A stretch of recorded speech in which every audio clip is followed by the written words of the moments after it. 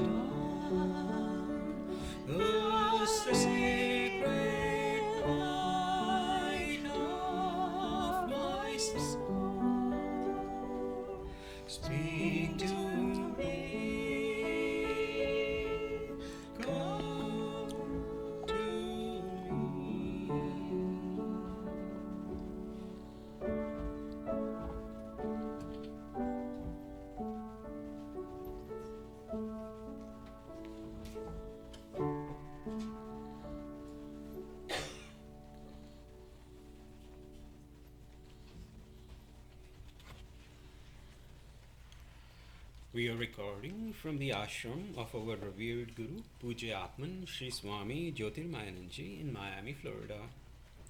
Today is September the 18th, 2018, Tuesday evening. And tonight Swamiji will be lecturing on Yoga Vasistha. This is series 2018, class number 74. And now Puji Atman, Shri Swami Jyotirmayananda ji. Om Brahmanandam Param Sukhadam Kevalam Jnanamurtim Dvandvatitam Gagan Sadrisham Tattvamasya Laksham Ekam Nityam Vimalamachalam Sarvadhi Sakshi Bhutam Bhavatitam Trigunarahitam Sadgurum Tam Namami. Om. Adorations to Sadguru, who is Brahman, the giver of supreme bliss, embodiment of pure consciousness, one without a second, vast as the ether, infinite, eternal, beyond the three gunas and their modifications, the supreme preceptor. Yoga Vasistha Utpatti Prakarana. We're going towards section 95, giving insight into bondage and release. There's nothing else to do.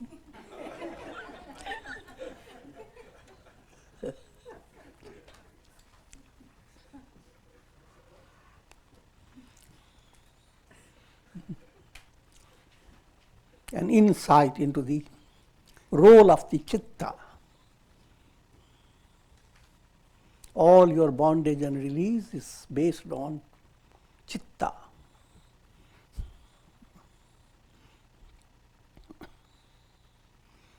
All that you need to do is to, from chitta, remove one T out. Become chit, pure consciousness.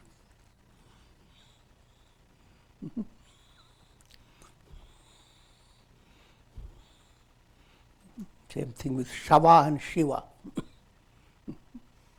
Shava, we are dead. Shiva, you are absolute. Just a little change.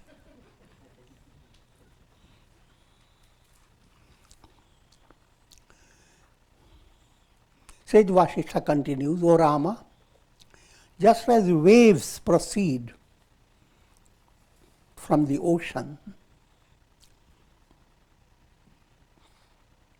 or sparks proceed from a blazing fire, or rays proceed from the moon, in the same way the jivas proceed from Brahman.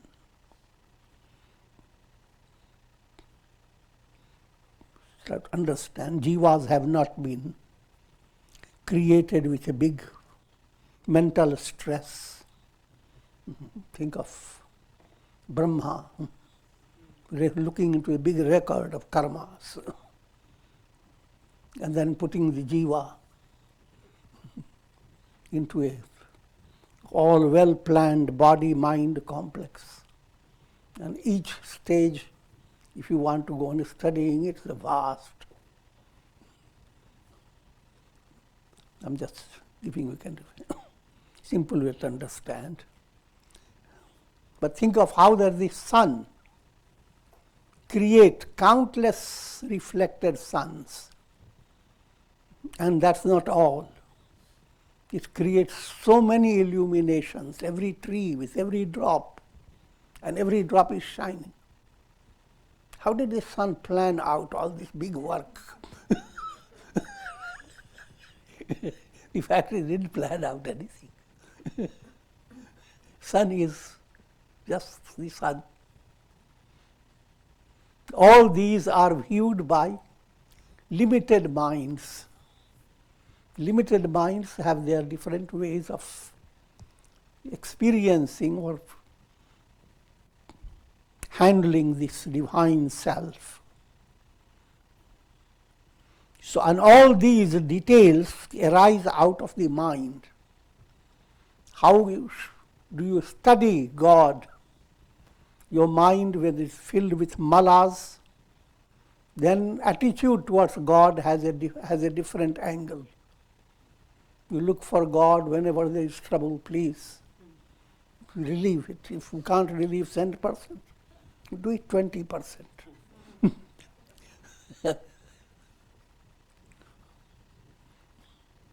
Or so forth.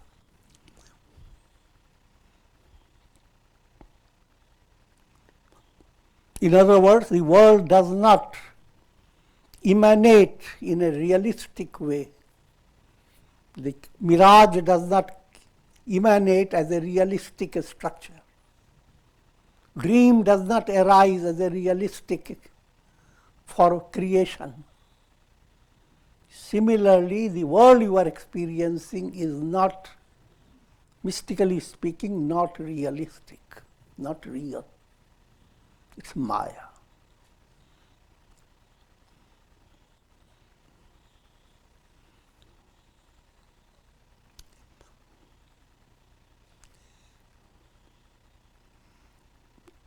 In the same way, the jivas proceed from Brahman.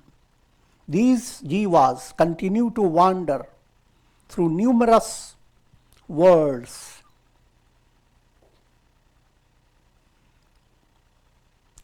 Passing through numerous embodiments led by the law of karma. And that law of karma is handled by Brahma, the creator.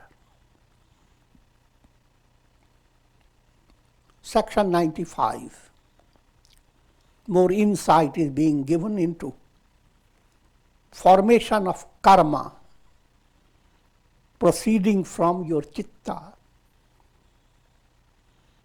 Chitta is mind stuff. It is total mind. Therefore I call it a stuff.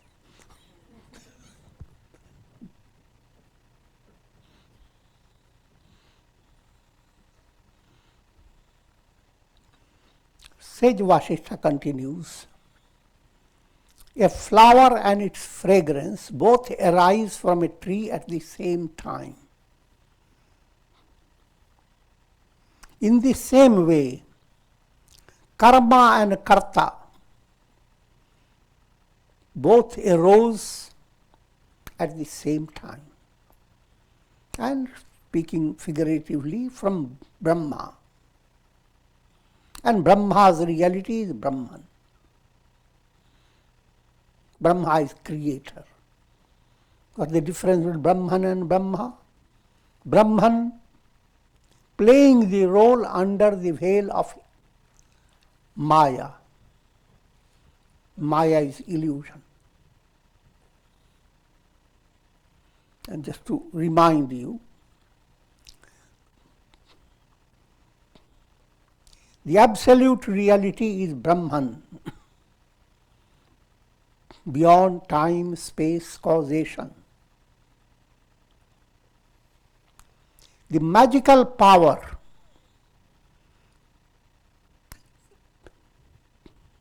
of Brahman, the magical power itself, is spoken about on the basis of individuals who are in the state of ignorance. In other words, through a conditioned mind, you are now studying Brahman in two aspects, Brahman and Prakriti.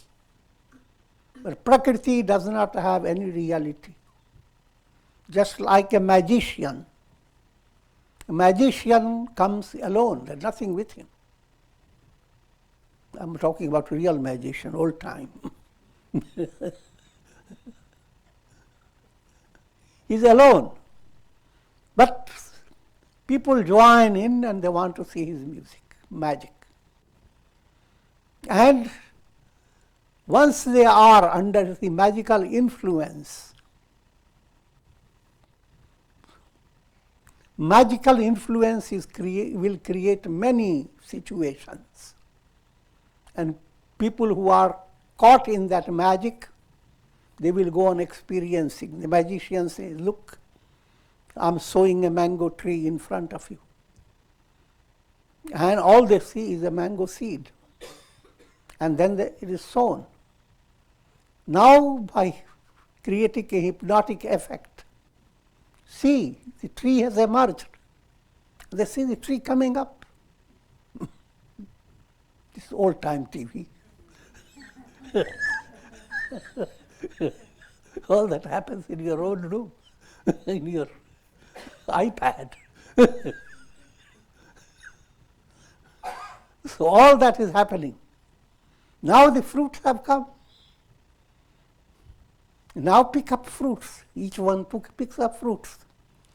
All, but an outsider looking from completely distant stage sees nothing. He sees only the magician and some dull-witted people around him, acting like monkeys. There is no water and still they are drinking it.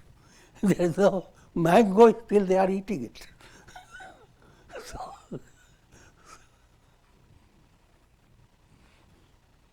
coming back to Brahman alone is, the magician alone is, but don't call him magician. You call him magician when you are looking at people who are deluded. And the magical power, you are now studying Brahman plus magical power plus people who are deluded by the magical power. But in the absolute state, Brahman alone.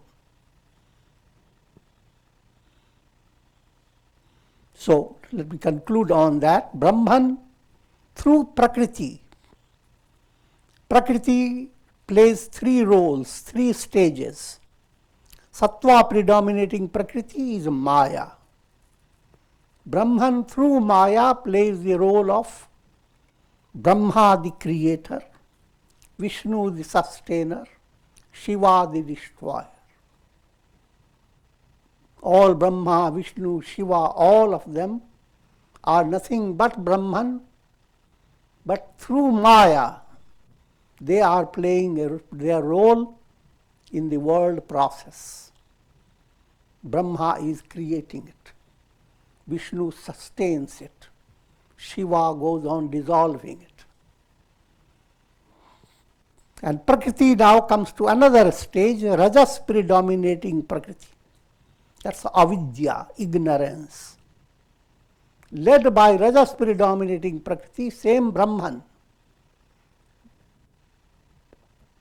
expresses in the form of countless jivas, souls.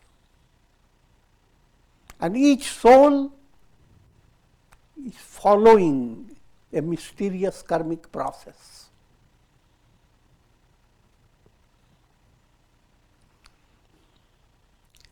Under the guidance of Ishvara, Brahma, Vishnu and Shiva.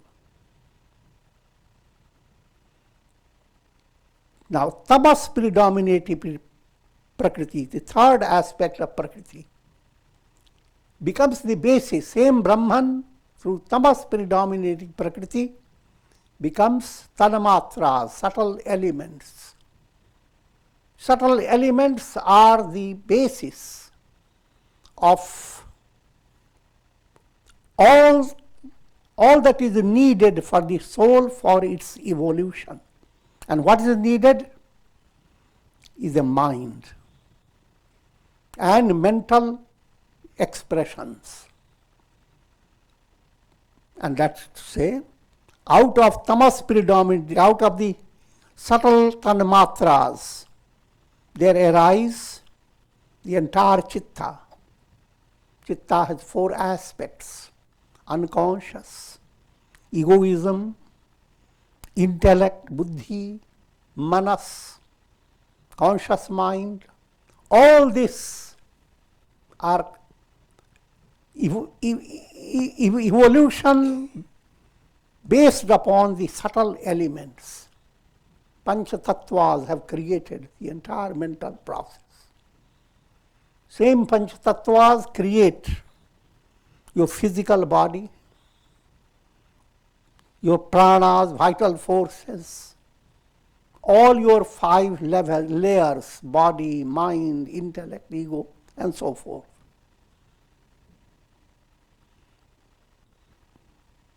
So,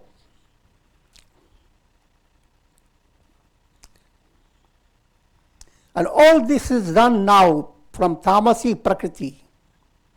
that becomes the basis for the souls to evolve, because souls need material. And material implies soul needs a mind, soul needs the senses, the body, and soul needs a world fabricated by the 5 tattvas. The same 5 subtle elements become panchabhutas as a result of a strange permutation combination process.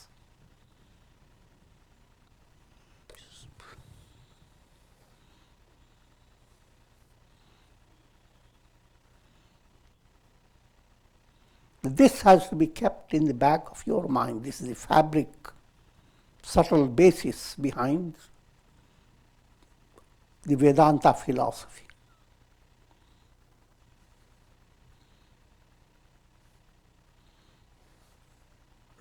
For a sage who is established in intuitional vision, nothing has arisen from Brahman. Anything that would arise from Brahman, that would imply Brahman is not absolute. Brahman is subjected to change. But that is not so. If Brahman is subjected to change, to create things, then Brahman is no different than the world.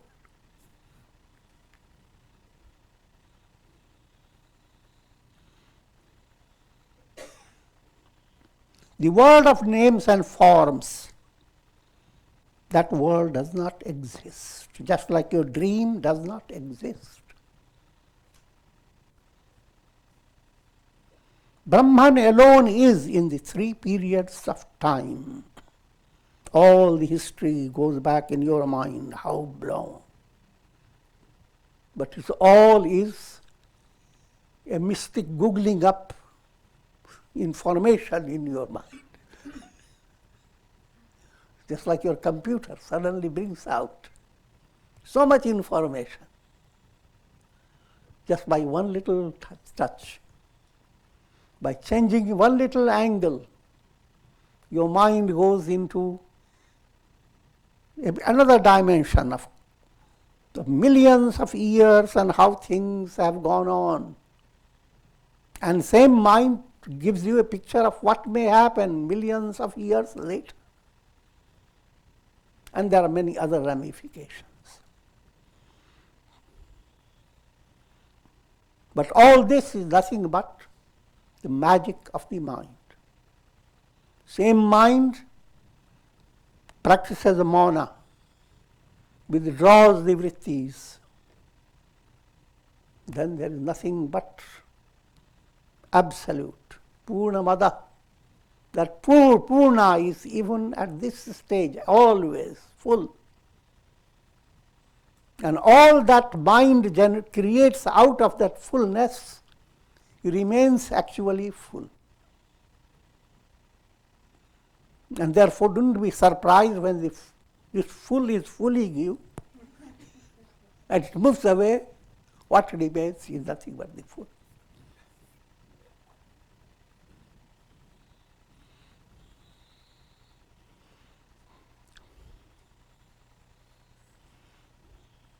For those who are caught in illusion, Brahman becomes the basis for the rising of innumerable souls.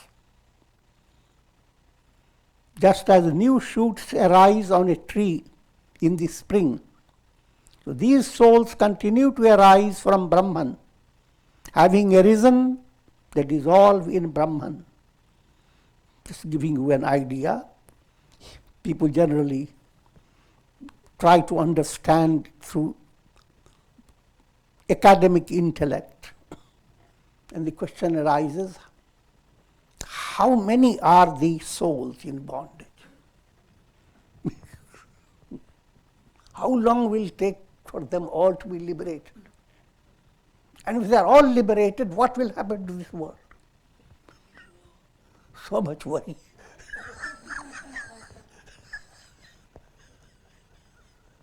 So there will come a time the world will not be needed. Alas, What has happened to this wonderful world? But we must understand, all this is very childish.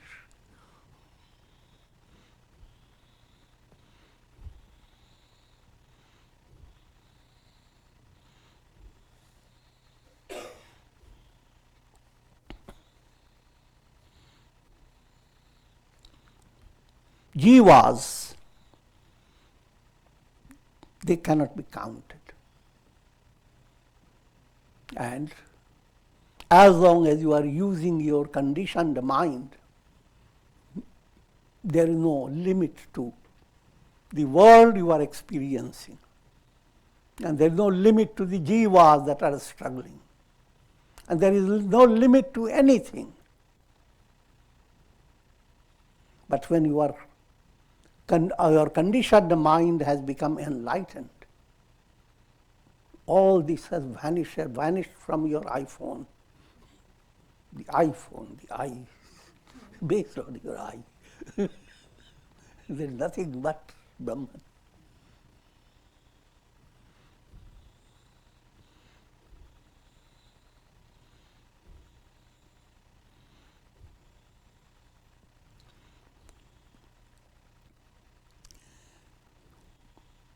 From practical point of view, souls are constantly coming into the world. You have to have much advanced information to pick up all the information.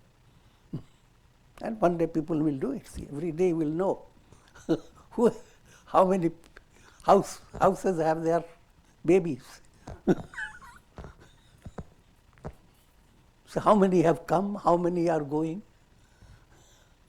And there will be people who will take great interest in counting. That's called progress.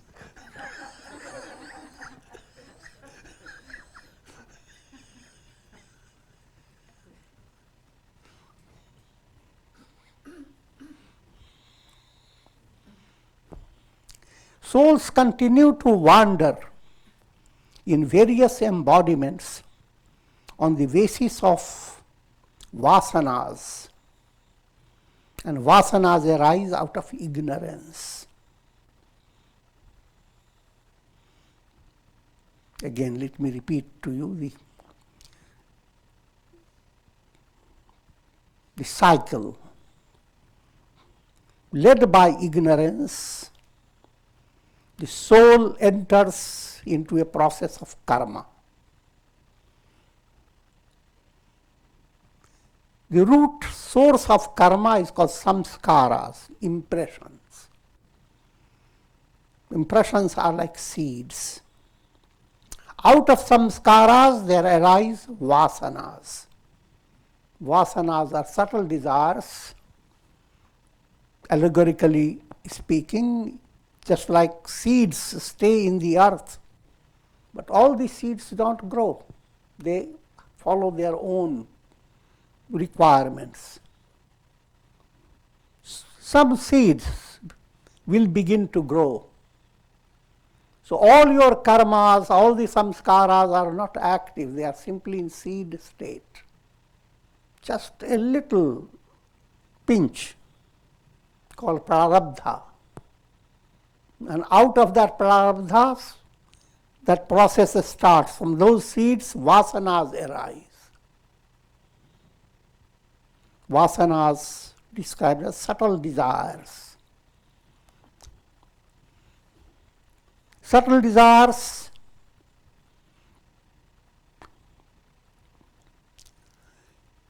for majority of people, vasana stage is indistinct.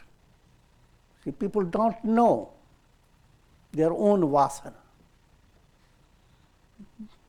All the vasana literally implies something like a smell. Vas, suvas, kuvas. Somehow smell comes in. If the wrong vasana is there, the soul has nosed it and smelt it. And automatically your vitality begins to shut off, back off. a kind of sadness comes in. And someone asks, what has happened? And we look around, we don't know what has happened. You don't know. You don't even know. But vasana has started operating. I will not detail too much, but to understand those subtle little points. But then vasanas begin to,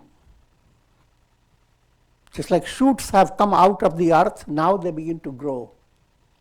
When they come to a little germinated state, it's called vrittis, thought waves. And those thought waves turn into desires, kama. As their tree is growing, the little buds have shoots, and shoots have begin to develop tender petals, and a little stem has grown into it.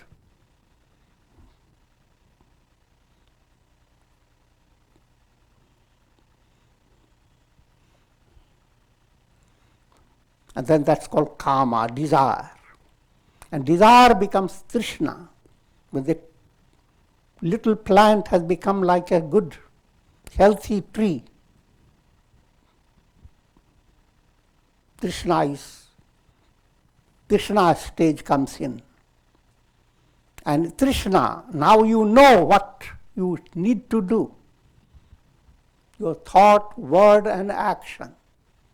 All these become involved in fulfilling your desire. Ordinary desire, you don't care. But when it becomes Trishna, you have no choice.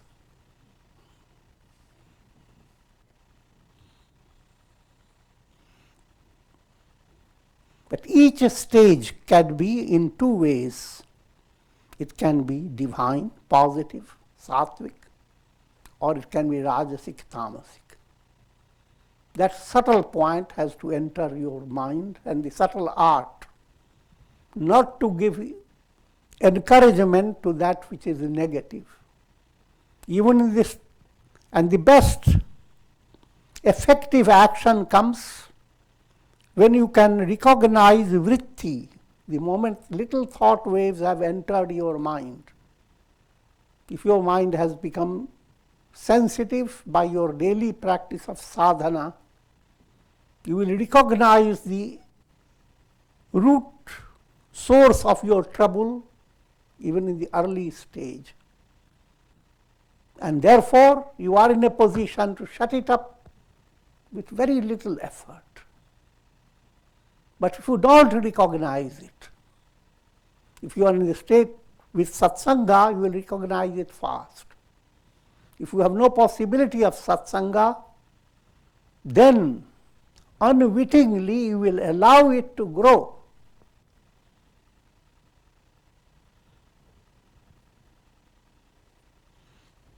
And when it has grown into Trishna, craving, you have no choice.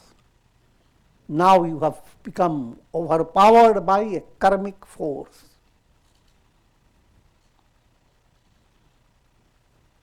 Led by Trishna, you will create karmas, shubh or ashubh, positive or negative, virtuous or sinful.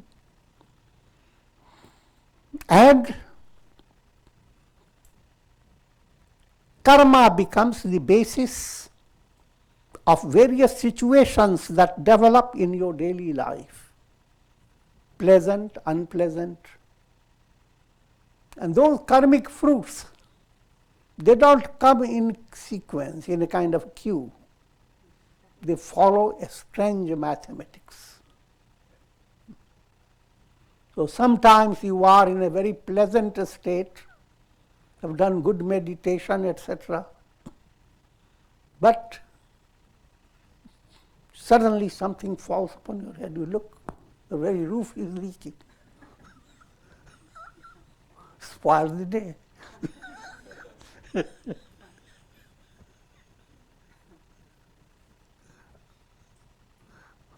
So karma works in a strange way. But no, nothing happens unless there is a karma behind it.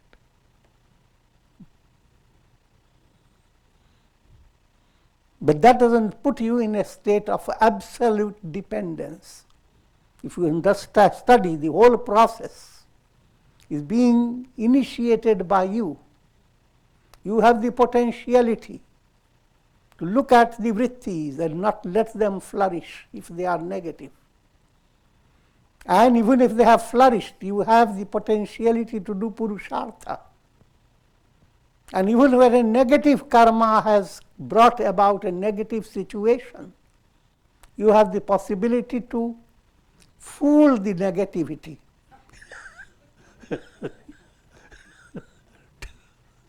Interpret it as God's way of giving you challenge. And a big reward is waiting for you.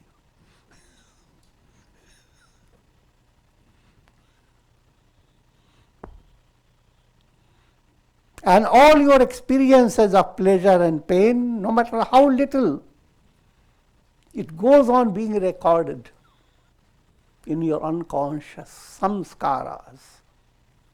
And this cycle goes on and on until you attain enlightenment, until your vritti becomes brahmakara vritti, an intuitive movement.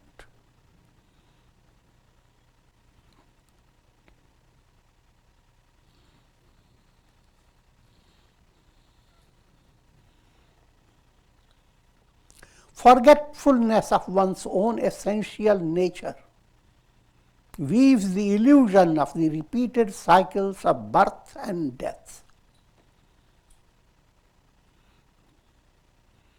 Scriptures use the term vismriti. Your essential nature is Brahman, but you have forgotten.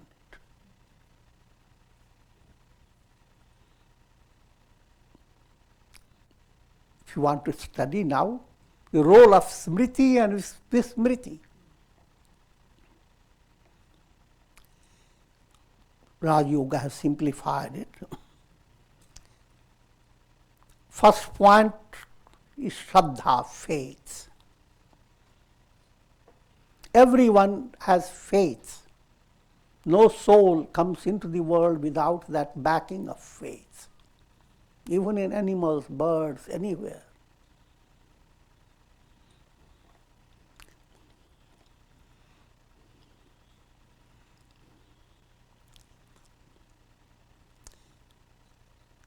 If you are moving towards spiritual progress, then the faith will express in more sattvic form.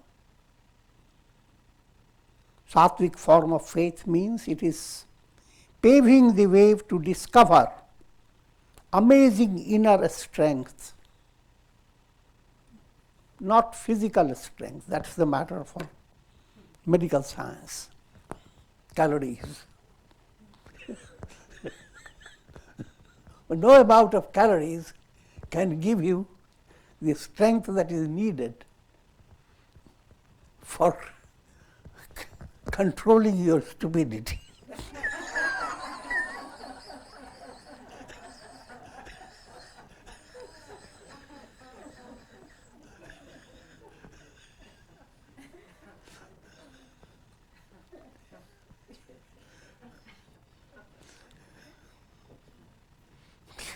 Controlling your anger, irritation, suddenly falling into sadness. All those, I told him that was stupidity, but it's not so stupid, don't be upset. It's the nature of life.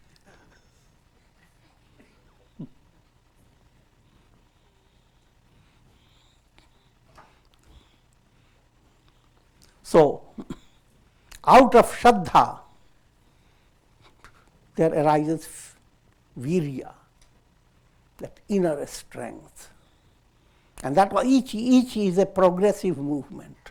How much you can have will depend upon many things. How much you are doing your integral yoga in daily life. As a result of that inner strength, you begin to recall, mystical recall. First stage, change in your recall, and then mystical recall. In practical life, you are always remembering. Without memory, nothing can be done. Even while you read, you have remembered the meanings that you have already, they are in your unconscious. And you are tapping that. So all comes so spontaneous. And memory plays a tremendous part in your lives, all activities. If you don't have a clear memory, you can't succeed, can't be a good student. If you study a lesson and want to study it again, and again, there will be no other going far higher.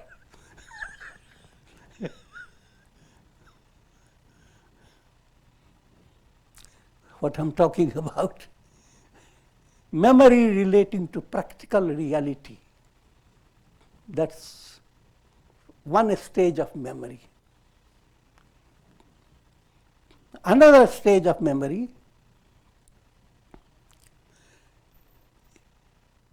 allowing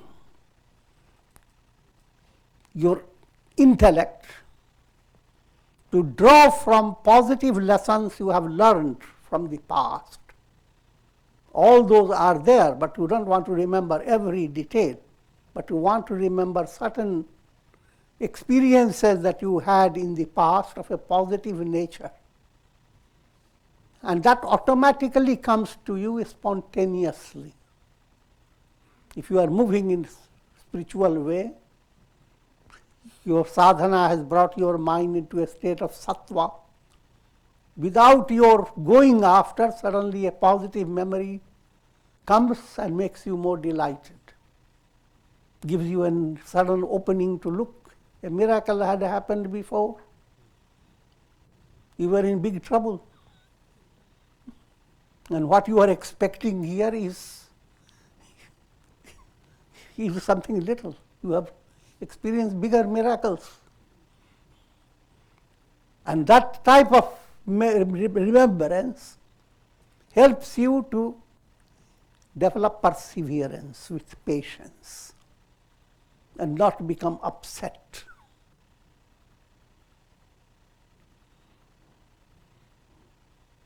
Now, come to another stage of memory.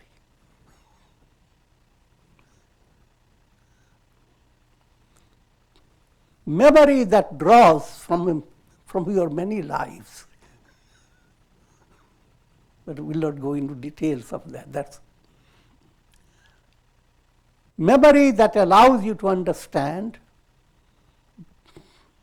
that this life and all that you have gained is not all about you. You have gone through many lives. You don't go through the details of the memory, but just the awareness that there has not been a time when you were not there. All people have the general concept of history. Much before I was born, there were so many things happened, millions. But a shocking news, there was at a time when you were not there. Not in this body, but you were different ways. You didn't just come from a zero. And there cannot be a time when you will not be there. That type of memory comes. And then the memory goes into another level. And that's the intuitive memory, aham brahmasmi.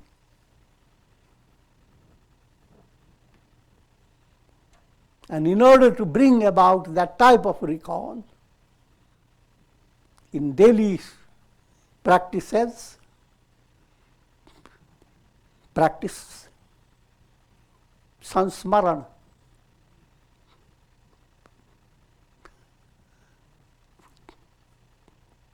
In other words, get involved with the stories of Krishna, Rama, and bring to your mind prayers, adorations, and what I have described before, an act of nirmalya, removing the negative of your mind day by day.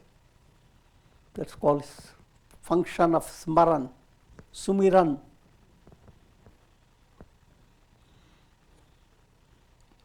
Smriti leads you to samadhi.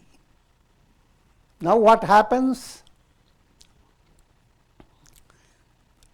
You begin to discover that your life, your happiness, your security, all that is not in a simple, confined circle.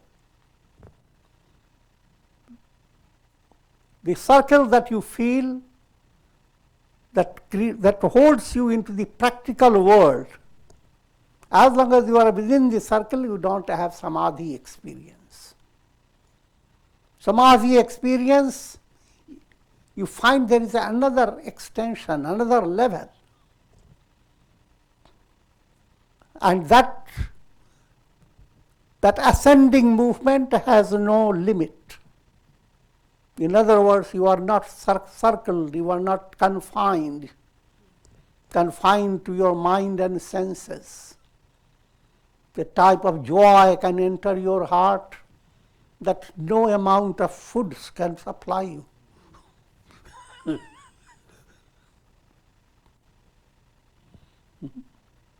Type of divine love can enter your heart that nothing in the world can compare with it. That wouldn't be possible if your consciousness is just normal, confined.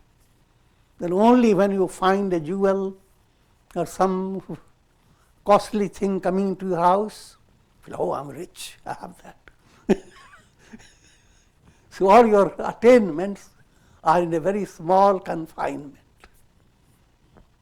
And the whole confinement and the attainment is actually a noose on your neck.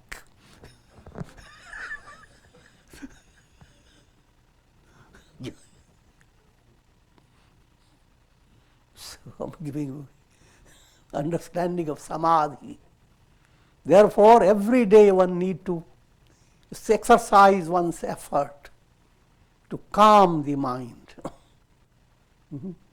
Even a little shavasana, lying down with absolute relaxation, pranayama, japa, walking in nature without having your ears plugged.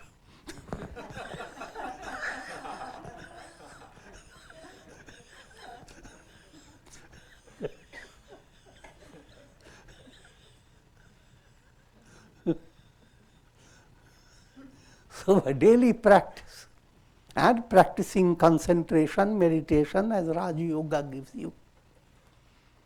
And japa, if that is brought into your daily life, it spices your life in a profound way.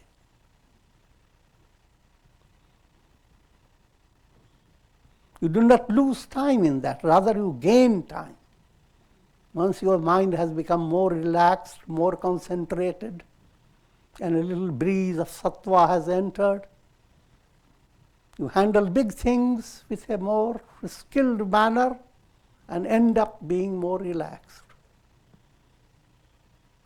So that's the art of promoting samadhi in your daily life. And if that happens, you do not live with a mind constantly waiting for when will all this end, when will I attain enlightenment, how distant am I, how many more births, how many more karmas, nothing of that. When you are eating a delicious food, and every bit of the food is very joyous, you don't sit back and say, when will this all end?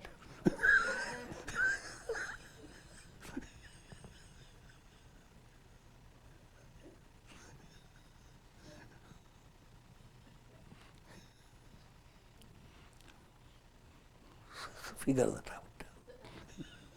So sadhana should have that type of spirit, not a stressful mind behind it. How long can I go on doing that?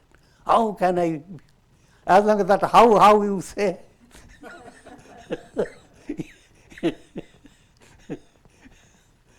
your energy is being depleted. But if you simply continue, therefore the remedy is surrender to God. Do your best and leave the rest in divine hands. With trust, like a baby surrenders in the arms of the mother.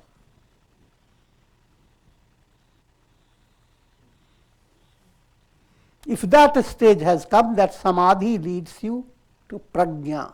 It breaks ignorance spontaneously without your knowing it. You don't hear any crash going on.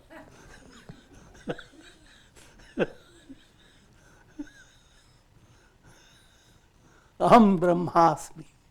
The clouds have moved away and the sun shines.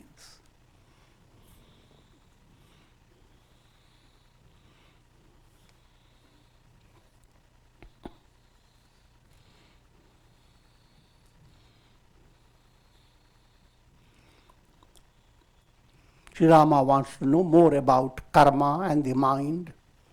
And Sage Vasistha said, it is the expansion of the mind that has brought about the illusion of karmas.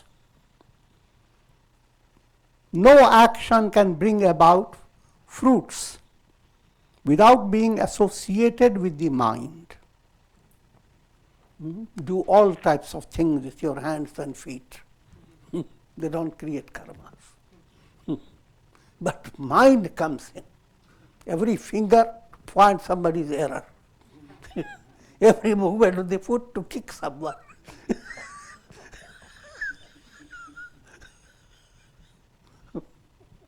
Even staying just doing nothing means to frighten someone.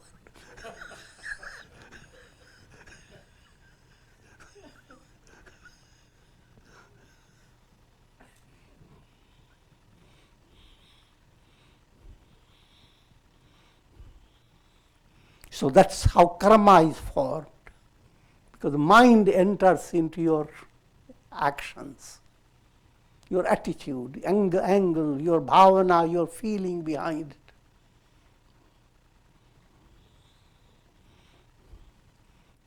Simple external expressions of your body, that's not karma.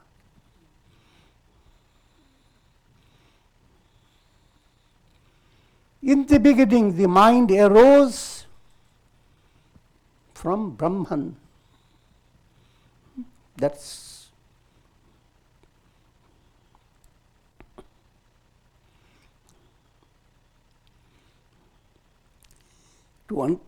for simple understanding. When you watch a cinema show, in the beginning, the entire show setting arose out of the screen. The screen is the source, and that screen is Brahman. But once the projection process starts, the role of chitta comes in. What chitta has gathered, accordingly the projections will bring about stories of pleasure, pain, and stories of jivas, their bondage and release, all that goes on. But they are projections. And projections have not removed the screen, never. The screen alone remains behind the projections as real stuff. But it's a tough time to understand it.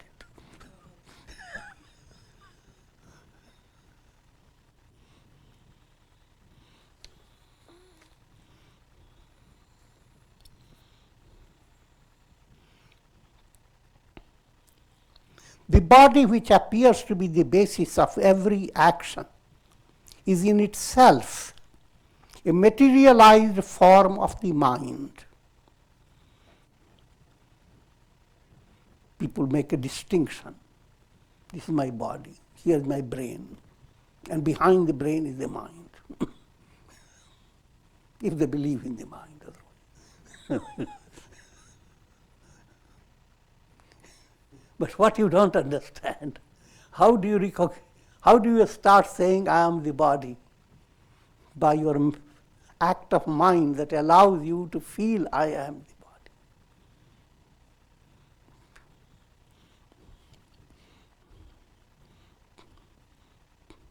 If in a surgical process your body has become rendered what you call unconscious, the body is there for others. For you, the body is not there. The awareness of the body is the play of your mind.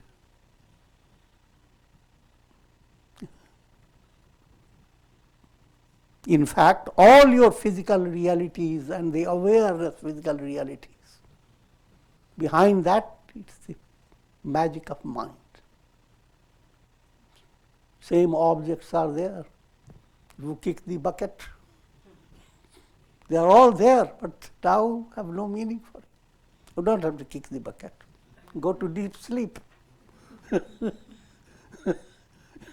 You are in a very elegant building, elegant resources, and in your dream you are wandering, everybody has left me, without telling.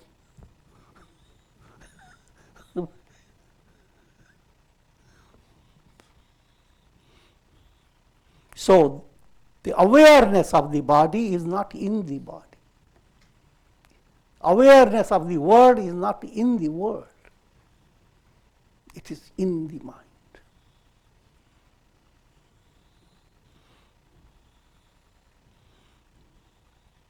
Actions performed by the mind must give rise to their results. Therefore, karmas emanate from your mind. One cannot escape the fruits of karma.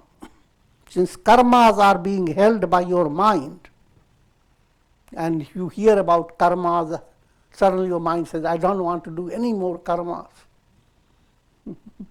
I'm going to go far away in the big cave. Another one says, I'm a big swimmer, I was going to go deep into the ocean and build up something.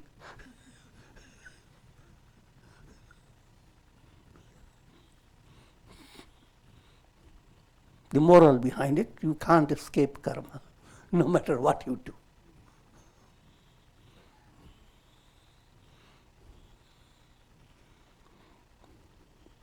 Actions performed by the mind must give rise to their results. One cannot escape the fruits of karma, no matter where he may go. There is not a place. You can't go into a mountain or somewhere in the sky or in the depth of the ocean or at a distant planet. No matter where you go, karma is with you.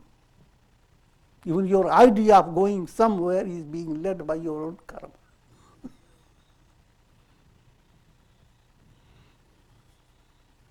Since this is the case, an aspirant's effort to attain self-realization can never be fruitless. Just like karma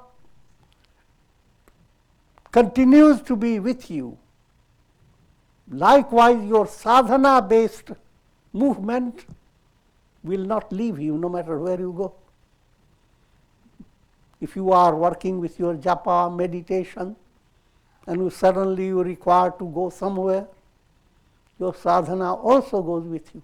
You can't run away from it.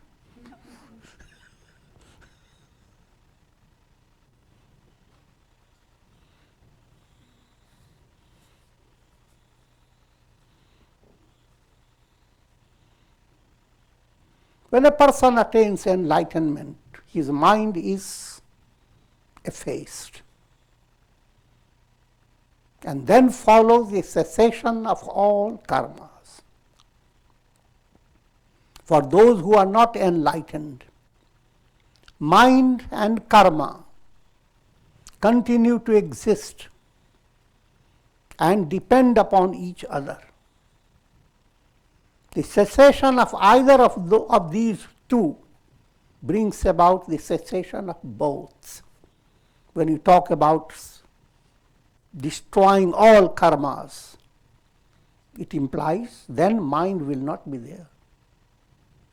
Or when you simply say, I don't want to go after karmas, I will go after mind, the mind dissolves the mind, mononash. Automatically your karmas will be also destroyed. Karma and mind will go together.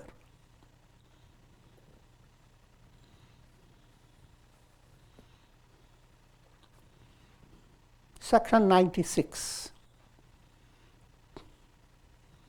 More insight into the mind from various angles.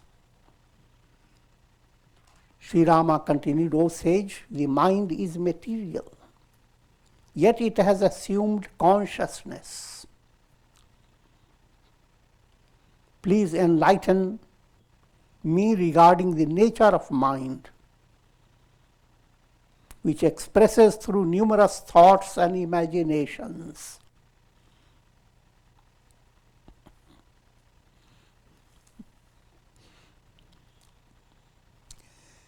Simple way to understand, whenever there is great vexation in a person, the only quick movement to resolve all this, never mind. Put the mind in a bucket.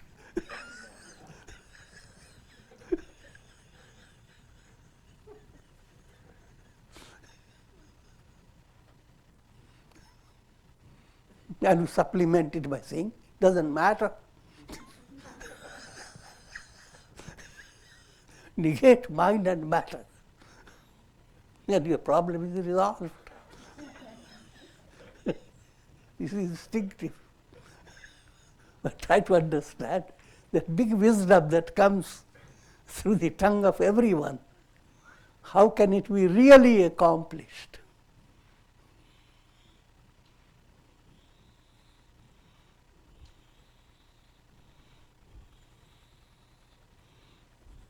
And with this I will conclude. Om Trayambakam Jayamahe Sugandhim Pushtivardhanam Urvarukum Bandhanan Mrityor Mukshiyamamritat Om Sarve Bhavantu Sukhina Sarve Santu Niramaya Sarve Bhadrani Pashyantu Ma Kashchid Dukha Bhag Bhavet Om Shanti Shanti Shanti. Om Hari Om Om Shri Ramaya Namah.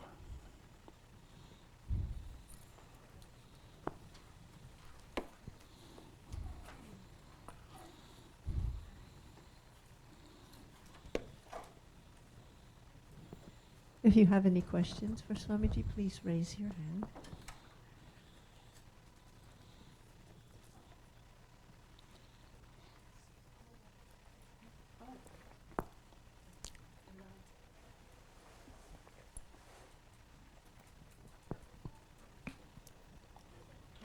Om Tat Sat, Swamiji. Swamiji, when an aspirant is trying to do something like perfect ahimsa, how, and your practical reality demands something like you have to use pest control, how do you make sense of that? How do you reconcile? By developing common sense.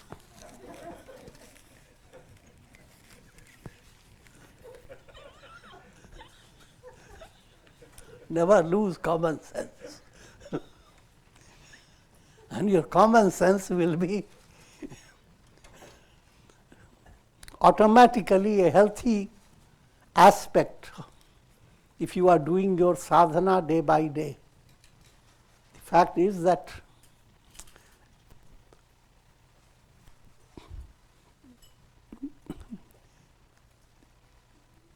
any virtue you practice or any vice that you want to remove, it doesn't have a mathematical entity.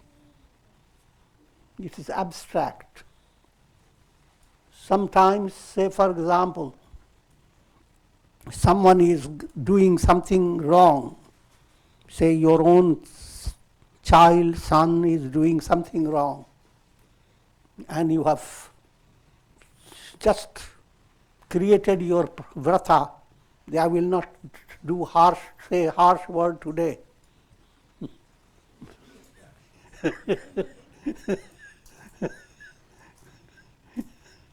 Common sense, led by real spiritual touch, is not to hold on to your sankalpa, but to utilize your harsh words, an act of agitation, so that you stop the child or boy or girl going into a different direction. We have an opportunity. Every situation demands how to utilize your resources. And utilizing has both aspects. Your resources sometimes are knives and they have to cut. And sometimes there are a massaging balm.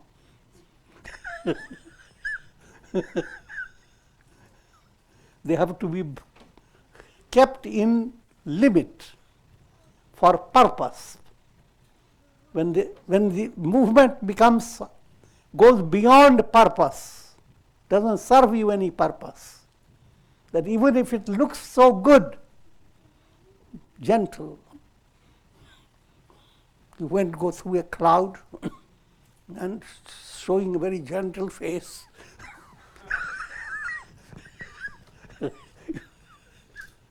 I'm joking. But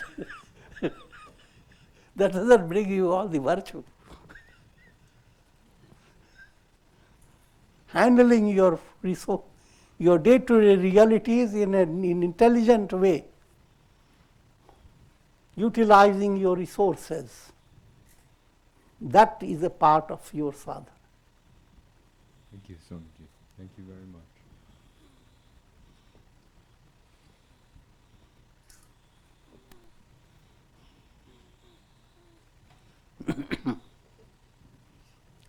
Okay.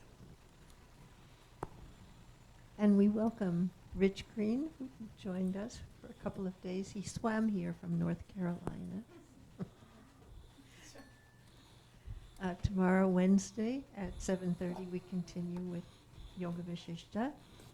On Thursday, the discussion group called a Wisdom Circle meets at 6, and they're discussing a variety of interesting spiritual topics. So everyone is welcome to join. Swamiji's not with us here, but the discussion group goes on in this room from 6 to about 7:15, guided by Narayan. On Friday, Tulsi Ramayana studied at 7:30. Saturday, pranayama at 7, and Swamiji guides us in meditation at 7:30. And Sunday, Swamiji continues with Bhagavad Gita, and we have a vegetarian dinner. And remember, Navaratri Puja is coming, so try to join us for all 10 days, from Friday, October the 5th, to Sunday, October 14th. What, Swami? Oh, wonderful stories. Amazing stories. And now, delicious prasad. Unusual delicious prasad, even better than potato chips. So now it's time to come for Kumkum blessing.